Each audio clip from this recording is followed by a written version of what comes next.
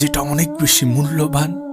যদি আমাকে জিজ্ঞাসা করো, যদি সব থেকে মূল্যবান তিনটি জিনিসের কথা বলো, তাহলে প্রথম অথবা দ্বিতীয় স্থানে চোখের পানি থাকবে।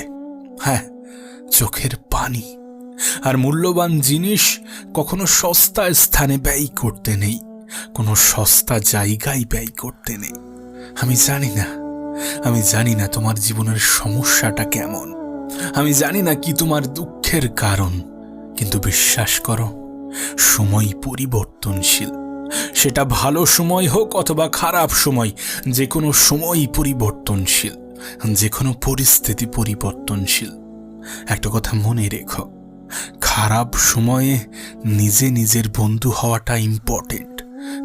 নিজের বন্ধু হওয়াটা অনেক বেশি গুরুত্বপূর্ণ। এর কারণ কি জানো? কারণ ভালো সময়ে তো সবাই পাশে থাকে, কিন্তু